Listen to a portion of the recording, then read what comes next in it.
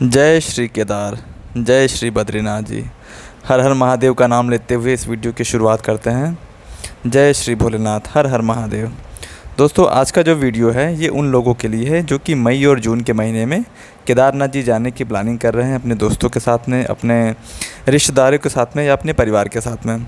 इस वीडियो के बारे में मैं आपको बताऊंगा। खासकर अभी कपाट खुलने के 2-3 दिन बाद ही मैं दर्शन करके आया हूं, तो इस वीडियो के माध्यम से मैं आपको बताना चाहूँगा कि आपको अगर केदारनाथ की यात्रा पे जाने वाले हैं तो आपको किन किन बातों की परेशानियां हो सकती हैं, आपको कहां पे रुकना है, आपको पहले से कुछ प्लानिंग करनी है होटल्स के बारे में या आपको तत्काल बुकिंग करानी है, और वहाँ पे जो खच्चर के किराए हैं, हेलीकॉप्टर्स की बुकिंग हो रही है या क्या दिक्कतें आ रही हैं, आपका कितना खर्चा होना है, आपको कहाँ पे रुकना है, कहाँ नहीं रुकना है, इन सारी चीज़ों के बारे में मैं आपको अपडेट करूँगा।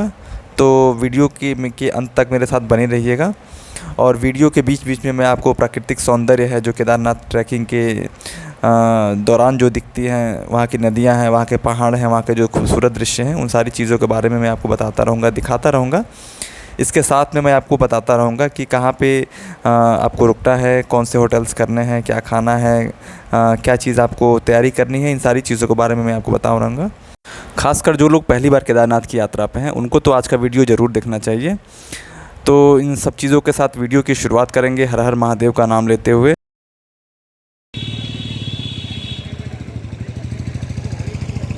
जो लोग अपनी गाड़ी से या किराए की गाड़ी से आते हैं उनकी गाड़ियाँ यहीं सीतापुर यानी रुद्रप्रयाग स्टेशन पे खड़ी हो जाती है। यही लास्ट स्टॉपेज होता है गाड़ियों का। इसके बाद से आपको यहाँ से सीतापुर से आपको एक टैक्सी मिलती है जो कि आपको गौरीकुंड ले जाती है। गौरीकुंड की दूरी यहाँ से 5 किलोमीटर की है और जिस टैक्सी का किराया 50 रुपये लगता है। लेकिन यहाँ यानी सीतापुर से गौरीकुंड जाने के लिए एक लंबी सी लाइन लगती है। कभी कभी ये 10,000 लोगों की लाइन लग जाती है। यानी आपको सीतापुर से गौरीकुंड यानी 5 किलोमीटर की दूरी तय करने के लिए आपको 2 से 3 घंटे लाइन में लगे रह सकते हैं। और गाड़ियों की इतनी लंबी कतारें हैं, हालांकि रोड काफ़ी पतला होता है, तो आपको 5 किलोमीटर की यात्रा पूरी करने के लिए 3 से 4 घंटे कई बार लग जाते हैं। आप देख सकते हैं इस वीडियो में कि कितनी लंबी लाइन लगी है। मेरे आगे भी मेरे पीछे भी काफ़ी लंबी लाइन लगी है। तो यात्रा की शुरुआत यहीं से शुरू हो जाती है। देखिए पीछे काफ़ी लंबी लाइन लगी हुई है गाड़ियों की, और लोग कभी कभी गाड़ियों की लाइन लगने से पैदल ही निकल जाते हैं यात्रा पे, क्योंकि गाड़ियाँ कितने देर में निकलेंगी ये पता नहीं चल पाता है। तो यात्रा पैदल ही शुरू कर देते हैं लोग। और ये गौरीकुंड की यात्रा यहीं से शुरू होती है। देखिए सामने बोर्ड लगा हुआ है कि यहाँ से केदारनाथ की जो दूरी है वो 16 किलोमीटर की दूरी है। तो यहाँ से पैदल यात्रा की शुरुआत होती है।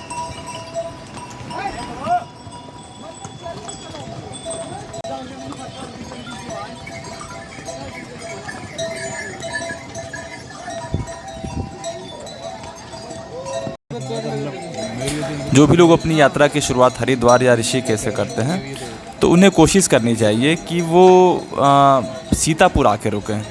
हालांकि इस समय सीतापुर का ये हाल है कि होटल्स इतने महंगे हैं, वहाँ पे जो खुले कमरे हैं उनके ऊपर टेंट लगा के लोगों से 1000 से 1500 रुपये पर पर्सन लिया जा रहा है। लेकिन सीतापुर आने का ये फ़ायदा हो जाता है कि सीतापुर से ही आपकी जो यात्रा की शुरुआत होती है। तो आप जितनी जल्दी यहाँ से निकलते हैं उतना जल्दी आपको बाबा के स्थान तक पहुँचने का मौका मिल जाता है। क्योंकि अगर आप इसके पहले जगहों पर रुकते हैं जैसे कि फाटा हो गया या गुप्तकाशी हो गया, तो लोगों की भीड़ इतनी ज़्यादा है, गाड़ियों की इतनी लंबी लाइन है कि गुप्तकाशी या फाटा से जो कि दूरी मुश्किल से 10 से 12 किलोमीटर की दूरी पे है, वहाँ पहुँचने में आपको कई घंटे लग जाते हैं सीतापुर तक पहुँचने में। हालांकि लोग 4 बजे 5 बजे भोर में निकल रहे हैं तो उन्हें थोड़ी सी कम भीड़ मिलती है, लेकिन फिर भी सुबह के टाइम ही भीड़ लगनी शुरू हो जा रही है। तो अगर आपके पास पैसे की थोड़ी सी कम दिक्कत है, यानी आपके पास बजट आपका अलाउ करता है, तो आपको सीतापुर स्टॉपेज पे ही रुकना चाहिए। अदरवाइज़ आप पहले भी रुक सकते हैं, लेकिन इसके लिए अगर आप पहले रुकते हैं, अगर आपकी प्री बुकिंग हो रखी है या आपके होटल्स पहले हैं, फाटा में हैं या गुप्तकाशी में हैं, या और पहले आपके स्टॉपेज हैं, तो कोशिश करनी चाहिए कि आपको अर्ली मॉर्निंग यानी 3 बजे ही आप अपने होटल का चेकआउट कर दें, वहाँ से निकल लें। तो जाके आप हो सकता है कि 7 से 8-9 बजे तक आप सीतापुर पहुँच पाएंगे। सीतापुर और आसपास की जगहों पे जहाँ पे कि आप होटल में रुक रहे हैं, इन जगहों पे जो सबसे बड़ी दिक्कत आपको सामना करने वाली है वो ये है कि यहाँ पे जो मोबाइल का नेटवर्क है वो बिल्कुल ही काम नहीं करता है। यानी आप दसों बार फ़ोन मिलाते हैं तो एक बार आवाज़ आती है, वो भी थोड़ी सी, और फ़ोन तुरंत कट जाता है। ये सबसे बड़ी दिक्कत अभी मिल रही है मोबाइल नेटवर्क्स की। उसके बाद भी अगर आपकी यात्रा शुरू होती है गौरीकुंड से लेकर और केदारनाथ तक की यात्रा, उसके बीच में नेटवर्क की काफ़ी प्रॉब्लम होती है। यानी कि अगर आप किसी से बात करना चाहें इस ट्रैकिंग के दौरान, तो बात करना काफ़ी मुश्किल हो जाता है, क्योंकि नॉट रीचेबल हो जाता है फ़ोन, या स्विच ऑफ का भी बताता है। तो ये परेशानियाँ आपको ट्रैकिंग के दौरान मिल सकती हैं। हेलीकॉप्टर की बुकिंग तो लगभग बंद ही के बराबर है। यानी कि जिन लोगों ने पहले हेलीकॉप्टर की बुकिंग करा रखी है, ऑनलाइन बुकिंग करा रखी है, जिनके पास टिकट्स हैं, उनको तो ये नंबर उनका मिल जा रहा है। लेकिन जो लोग फ़िज़िकली वहाँ प्रेजेंट होकर यानी ऑफ़लाइन बुकिंग करा रहे हैं, उनको 6 दिन 7 दिन के बाद का नंबर मिल रहा है, वो भी उनको स्टैंड बाई पे रखा जा रहा है। तो हेलीकॉप्टर्स की से जाना तो इस समय मुश्किल है। हाँ, अगर आप जैसे खच्चर से जाने की सोच रहे हैं या पिट्ठू से जाने की सोच रहे हैं, तो एक बार आपको पैसे का आइडिया होना चाहिए, क्योंकि इस समय जो भीड़ को देखते हुए खच्चर वालों ने या पिट्ठू वालों ने अपना रेट बढ़ा रखा है। नॉर्मली जो खच्चर वाले हैं वो 4 से 4,500 5,000 रुपये तक के गौरीकुंड से लेकर केदारनाथ तक की यात्रा का पैसा चार्ज कर रहे हैं, और जो पिट्ठू वाले हैं वो 15,000 तक ले रहे हैं। बार्गेनिंग करने पे 1,000 1,500 रुपये कम कर दे रहे हैं। लेकिन नॉर्मली खच्चर का जो रेट है वो 4 से 4,500 का है, और पिट्ठू वाले वो 12,500 से 12,000 13,000 रुपये ले रहे हैं।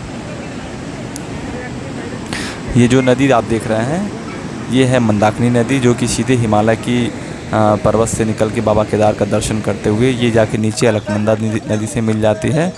और अलकनंदा नदी से मिलने के बाद से ये मंदाकिनी नदी और ये अलकनंदा नदी सीधे भागीरथी नदी से मिल जाती हैं, जो कि गंगा बन जाती हैं।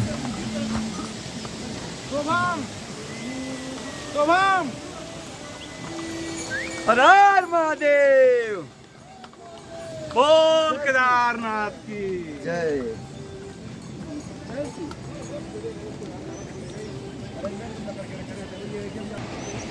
खाने में रास्ते में आपको मैगी मिल जाता है, कुछ जगहों पे पराठे मिलते हैं, चाय मिलता रहता है, कोल्ड ड्रिंक्स मिलते रहते हैं।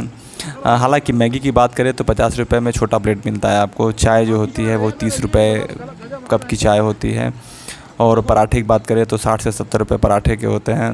पानी की जो बॉटल होती है वो 30 से 40 रुपये पड़ती है। तो पानी की बोतल आप बस एक बोतल कहीं ख़रीद लें, उसी को कैरी करते रहें, क्योंकि जगह जगह पे पानी मिलता रहता है। जो नदियों जो पहाड़ों से पानी गिरता रहता है, जगह जगह नल लगे रहते हैं, जगह जगह ऐसे पॉइंट्स बने होते हैं जहाँ पे पानी गिरता रहता है, तो आप वहाँ से पानी भर सकते हैं।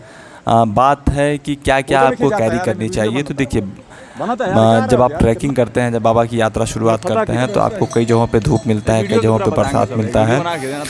तो आपको रेनकोट है वो मस्ट है आपके लिए, क्योंकि जब रेनकोट आप पहन लेते हैं तो बारिश हो या धूप निकले, ये बात आपकी चिंता नहीं रह जाती है कि आपको कहीं छिपना है। आपके जूतों के जो सोल होने चाहिए वो थोड़े नए होने चाहिए, क्योंकि होता क्या है कि जब बारिश हो जाती है और जो खच्चर घोड़े चलते हैं वो इतनी गंदगी फैला देते हैं, हालांकि उस पे ऑलरेडी मिट्टी पड़ी रहती है, तो वो कीचड़ सा बन जाता है, जिससे अगर आपके सोल फ्लैट होते हैं तो आपके फिसलने के चांसेस ज़्यादा होते हैं। कुछ लोग शॉर्टकट्स का यूज़ करते हैं, कुछ लोग लंबी दूरी का यूज़ नहीं करके शॉर्टकट्स यानी कुछ पहाड़ गिरे होते हैं या कुछ जगह सीढ़ियाँ बनी होती हैं पहाड़ों के टुकड़ों की, उसका यूज़ करते हैं। हालांकि वो ख़तरनाक होता है, क्योंकि कई बार पैर स्लिप करने के चांसेस उस पर हो जाते हैं, तो कोशिश करिए उसको अवॉइड करिए। कपड़े कम से कम जितने आप कैरी करते हैं वो आपके लिए लाभदायक होता है, क्योंकि ट्रैकिंग के दौरान आपकी सांस फूलने लगती है, क्योंकि कई जगहों पे खड़ी चढ़ाई रहती है, और स्पेशली रामबाड़ा के बाद से जो आपकी चढ़ाई थोड़ी टफ हो जाती है। तो जो ठंड के कपड़े, ज़रूरी कपड़े हैं, वही आप कैरी करें, फालतू के सामान कैरी ना करें।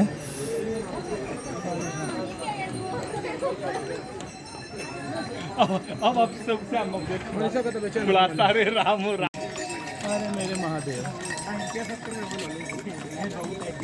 कहाँ बैठे हैं? ऐसा भीड़ कभी हुआ नहीं हुआ। हाँ, इस साल भीड़ ज़्यादा है। इस साल भीड़ है, इस तरह से टप्पे भीड़ कभी नहीं होती है।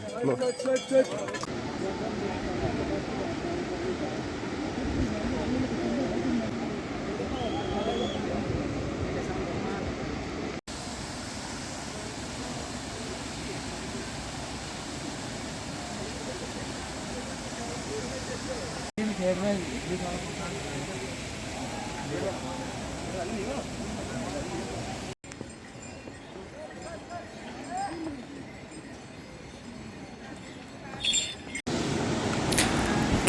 मंदिर के आसपास जो होटल्स बने हुए हैं पक्के घरों के, वो काफ़ी कम हैं और ऑलरेडी जिनकी प्री बुकिंग हो रखी है, तो जिनकी बुकिंग नहीं है उन्हें तो वो होटल्स मिलना मुश्किल है। हाँ, GMVN ने कुछ कॉटेजेस बनाए रखे हैं, लेकिन उसकी भी काफ़ी प्री बुकिंग पहले से हो रखी है।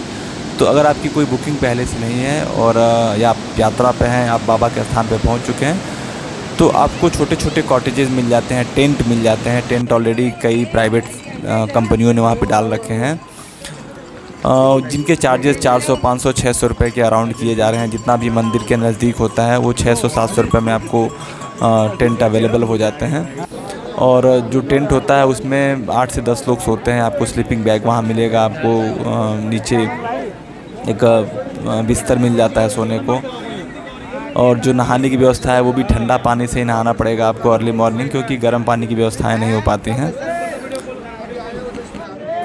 तो एक बार मैं फिर से आपको रिमाइंड करना चाहूँगा, जो लोग यात्रा पे हैं, सबसे पहले अगर वो अपनी गाड़ी से आ रहे हैं तो उनके पास ग्रीन कार्ड मस्ट होना चाहिए, यानी पहाड़ों की गाड़ियों का लाइसेंस होना चाहिए। उनके जो रजिस्ट्रेशन वो ओके होने चाहिए, यानी कि जो उत्तराखंड रजिस्ट्रेशन हो रहा है केदारनाथ, और जो 2 धाम या 4 धाम यात्रा के लिए रजिस्ट्रेशन है वो उनका बना होना चाहिए। कोविड का ऐसा कुछ इशू नहीं है। अगर आपके पास कोविड वैक्सीनेशन का पेपर नहीं है तो इसकी कोई डिमांड नहीं है, लेकिन ग्रीन कार्ड का और जो बाबा केदारनाथ और जो 2 धाम या 4 धाम की जो रजिस्ट्रेशन है वो आपका ज़रूरी हो जाता है, क्योंकि जगह जगह पे जो चेक पॉइंट बने हुए हैं, चेक पोस्ट बने हुए हैं, वहाँ पे इसकी चेकिंग की जा रही है। अगर आप बाबा के मंदिर के पास पहुंच गए हैं तो कोशिश करें कि आप अर्ली मॉर्निंग ही 3 बजे, 3:30 बजे ही आप उठ के नंबर लगा दें, क्योंकि सुबह से ही भीड़ लग जाती है। और अगर आप सुबह उठते हैं तो बाबा के गर्भगृह का भी दर्शन आपको हो जाता है। अदरवाइज़ काफ़ी लेट हो जाता है, क्योंकि लंबी कतारें लग जाती हैं। आप देख सकते हैं इस वीडियो में लंबी कतार लगी हुई है दर्शन के लिए। तो कोशिश करें कि सुबह ही उठ के नहा के दर्शन करने के लिए लाइन में लग जाएं, ताकि आपको बाबा के गर्भगृह का दर्शन हो पाए। इसी के साथ वीडियो का समापन करेंगे। जय श्री केदार, जय श्री बद्रीनाथ।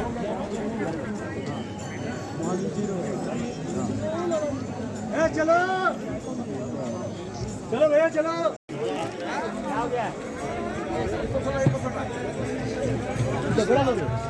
हाँ आइए।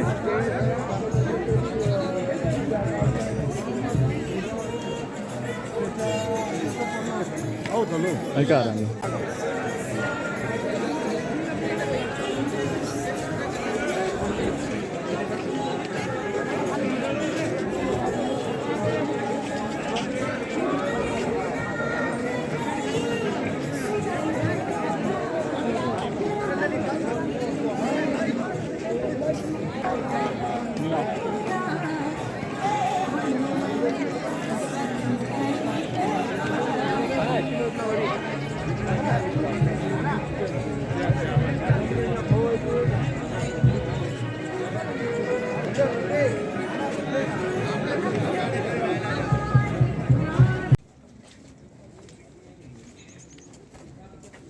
चलिए ऊपर चलिए यार। आप मत खोलिए।